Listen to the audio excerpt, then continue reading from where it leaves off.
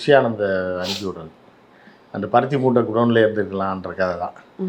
Bussy போய் permission வாங்கி அப்படின்னு இப்போ கொடுத்துட்டாயா லெட்டரை? கொடுத்துட்டேன் சார். சரி எப்படியா அப்படின்னு அடுத்த நாள் கேட்குறது, என்ன பெர்மிஷன் கொடுத்தாங்க நான் கொடுத்துட்டாங்க தலைவரே. அப்போ கேன்சல் பண்ணிடுறியா? அப்புறம் தலைவரை பெர்மிஷன் கேட்டிங்கன்னா அதுக்கு தான் கேட்டேன் எப்படியா, உனக்கு எதாவது வேலை வேணும்ல அப்படின்ற மாதிரி தான் இப்போ லெட்டர் கொடுத்துட்ருக்கேன். புஷியானதை காலையில் கிளப்பி விடணும். அங்கேருந்து புஷியானந்தி அந்த பைத்தியம் அரை பைத்தியம் ஆதம் வச்சுனாவே வாங்கிட்டா கிளப்பி விட்டு எதையாவது பண்ணிட்டுவாங்க அப்படின்னு பண்ணிட்டு வந்தாங்கன்னா விஜய் இல்லைன்றாப்புல. இல்லை பெர்மிஷன் கொடுக்க மாட்டாங்க தலைவரே அப்படின்னா, நான் இன்றைக்கி போய் ஆகணும், கொடுக்க மாட்டாங்களா, அப்போ அறிக்கை விடு அப்படின்ற மாதிரி அவங்களா பைத்தியம் பிடிச்சவங்களாம் விளாண்டுக்குவாங்க. செத்து விளாடுற மாதிரி தான் அவங்க அந்த கணக்கில் தான் அவங்க போயிட்டுருப்பாங்க. ஸோ அடிக்கடி வந்து எங்களுக்கு பிரச்சாரத்துக்கான டைம் எங்களுக்கு சரியாக கொடுக்கல, எங்களுக்கு வந்து ஒரு பெர்மிஷன் கிடைக்க மாட்டேங்குதுன்னு மக்கள்கிட்ட சொல்கிறது ஒரு சென்டிமெண்ட்காக ஓட்காகவா இல்லை வேறு?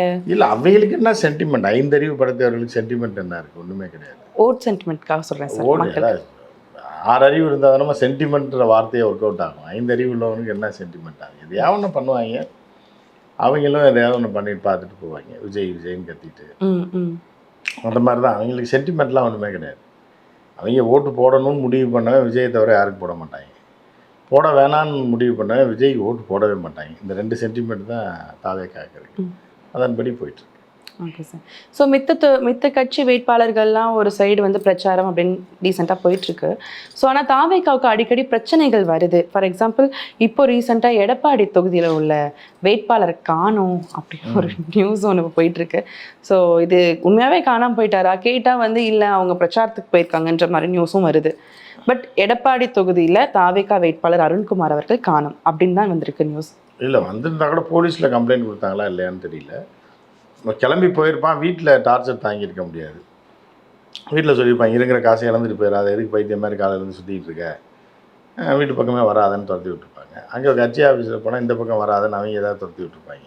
காசும் தரல ஒன்றும் தரல அப்படின்னு. அப்போ அவன் என்ன பண்ணுவான், நாமினேஷனும் பண்ணியாச்சு, சரி ஓடி போயிடலாம், இங்கே அது காசு வர்ற வரைக்கும் தலைமுறைவாயிருவோம், விஜய் என்னைக்கு காசு கொடுக்குறாரோ அன்னைக்கு பிரச்சாரத்தை ஆரம்பிப்போம்னு நினச்சிருக்கலாம். அதனால வந்துடுவாங்க. காசு தரேன்னு சொன்னீங்கன்னா அறிவிப்பு வெளியிட்டிங்கன்னா வந்துடுவார். அடுத்த நிமிஷம் வந்துடுவாங்க. ஸோ இன்னொரு பக்கம் வந்து எடப்பாடி தொகுதினாலே பழனிசாமி அவர்கள் தான் அப்படின்னு இருக்கிற நேரத்தில் தாவேக்கால போட்டியிடுறாங்க அப்படின்னு தெரிஞ்சும் இப்போ திடீர்னு ஏன் காணோம் அப்படின்ற ஒரு நியூஸ் இப்போ பரவுது. அவருக்கு வேற ஏதாவது விஷயங்கள் நடந்திருக்குமா அப்படின்னும் வந்து ஒரு சில கூட்டங்கள் பேசுறாங்க. எடப்பாடியார் வந்து அந்த அளவுக்கு ஒரு கொடூரமான நபர்லாம் கிடையாது நீங்க நினைக்கிற மாதிரி. நான் எதுவும் நினைக்கல. இல்லை நீங்க காணா எடப்பாடி தெருவில் தைரியமா போட்டி போடுறான்றப்போ இவர் ஏதாவது ஆளை வச்சு ஏதாவது பண்ணிட்டாரோ, ஏன்னா இதெல்லாம் பழைய ஞாபகம்லாம் வந்துட்டு போகும் எல்லாருக்குமே. இதில் கொடநாடு எஸ்டேட்டில் 4 பேர் செத்தது கொன்னது இதெல்லாம் ஞாபகம் வரும். அந்த இதில் தான் நீங்கள் கேட்குறீங்க. பட் இருந்தபோது அந்த அளவுக்கு இப்போ எடப்பாடியார் எலெக்ஷன் டைமில் அந்த மாதிரிலாம் செய்ய மாட்டார். எலெக்ஷன் முடிஞ்சு என்ன பண்ணுவார், அவருக்கு பாதிப்பு இருக்குது அப்படின்னா பண்ணுவார். மீன்ஸ் வந்து ஏதாவது வழக்கு போடுவார்னு சொல்லலாம். ஸோ இல்லை, ஆனால் எடப்பாடியாரோட ராஜதந்திரம் இன்னொரு விஷயம் என்ன பண்ணியிருப்பாங்கன்னா, நாமினேஷன் போட வச்சு இந்த செல்லத்தை ஊட்டி கூப்பிட்டு போயிட்டு எலெக்ஷன் முடிச்சு கூப்பிட்டு சொல்லியிருப்பார். அதனால கட்சிக்காரங்க வண்டியில் ஏற்றி அவனை வாங்க தம்பின்னு கூப்பிட்டுருப்பாங்க. வண்டியில் ஏறி இருப்பான். இப்போ எங்கேயோ கொண்டு போனாங்கன்னு தெரில. எலெக்ஷனுக்கு அடுத்த நாள் கொண்டு வந்து விட்டுருவாங்க. உயிருக்கெல்லாம் ஆபத்து வராது. 24ஆம் தேதி போலிங்க்கு அடுத்த நாள் வந்துடுவாங்க. 25ஆம் தேதி வந்துடுவாங்க. கொஞ்சம் காசும் கொடுத்து அனுப்பிடுவாங்க செலவு. நல்லபடியாக இறக்கி விட்டுருவாங்க. ஒன்றும் அதெல்லாம் பிரச்சனை இல்லை. ஓகே. ஸோ விஜய் அவர்கள் பிரச்சாரத்தில் வந்து அடிக்கடி ஒரே விஷயத்த மட்டும் சொல்கிறேன் அப்படின்னு சொல்லுவாங்க. நான் மறுபடியும் அதே சொல்கிறேன்னு நினைக்காதீங்கன்னு சொல்லியும் சொல்கிறாங்க. ஸோ ஏன் வந்து ஒரே விஷயங்கள் மட்டும் எல்லா பிரச்சாரங்கள்டையும் சொல்லிட்டு இருக்காங்க? அதாவது கீரல் விழுந்த ரெக்கார்டை நீங்கள் எத்தனை தடவை போட்டிங்கனாலும் அதே பாட்டு தான் பாடும். இந்த காலத்தில் ரெக்கார்ட் பிளேயர் இருக்குல்ல, அதில் வேறு பாட்டாக பாடும். ஒரே அதை எடுத்து அந்த இதை எடுத்து வச்சிங்கனாலே அந்த காலத்தில் சொல்லுவாங்கல்ல, கீரல் விழுந்த ரெக்கார்டு மாதிரி சொன்னதே சொல்லிகிட்டு இருக்காங்க. ஸோ அந்த மாதிரி அது வந்து கீரல் விழுந்த ரெக்கார்டு அது அப்படி தான் இருக்கும். ஒரே இதை தான் சொல்லிகிட்டு இருக்கேன். அதை தாண்டி ஒன்றும் தெரியாது. அதனால அது இப்போ என்ன டெய்லி உட்காந்து ஒருத்தர் எழுதி கொடுத்து அதை மனப்பாடம் பண்ணி டைம் இல்லைல்ல. மனப்பாடம் பண்ணிட்டு வரணும், திருப்பி மறந்துடும், பேரை மறந்துடும், ஊரை மறந்துடும், எங்கே போகிறோம்னு நமக்கே தெரியாது. ஏதோ டிரைவர் கூப்பிட்டு போகிறான் வர்றோம், அவ்வளோதான். ஒரிஜினப்பா சாரி புஷியானந்த் பார்த்து சொல்கிறது தான், இந்த ஊருக்கு போப்பா திருச்சிக்கு அப்படின்னா போர்டை பார்த்துட்டு திருச்சிக்கு போயிடுவாங்க. போயிட்டு திருப்பி பார்த்தோன்னா விஜய்க்கு தெரியணும்ல அது எந்த ஊரில் இருக்கும் என்னென்னு. அதனால் ஏற்கனவே எழுதுனதை அதை வச்சுட்டு அப்படி மேனேஜ் பண்ணுறாங்க. புதுசாக எழுத முடியாது வச்சு மாதிரி அப்படி போய்ட்டு.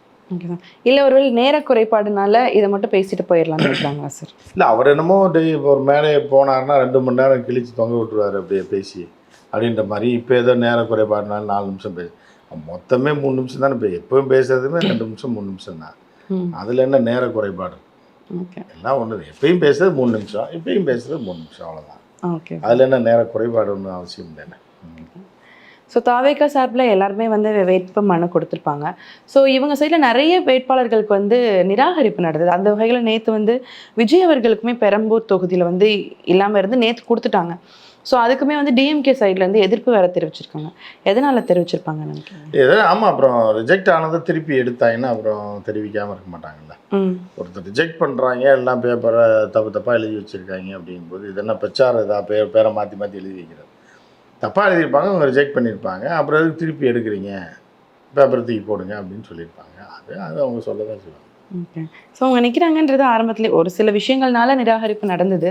பட் இவங்க வந்துடுவாங்க அப்படின்னு தெரிஞ்சும் ஏன் வேணும்னே அதில் ஜெயிச்சிருவாங்கன்னு நினச்சி வந்து எதிர்ப்பு தெரிவிக்கிறாங்க. அப்படி இல்லைம்மா. இப்போ நீங்கள் ரயில்வே ரிசர்வேஷனே போடுறீங்க, சென்னை டு டெல்லின்னு போடுறதுக்கு பதிலாக சென்னை டு மும்பைன்னு போட்டிங்கன்னா என்ன ஆகும்?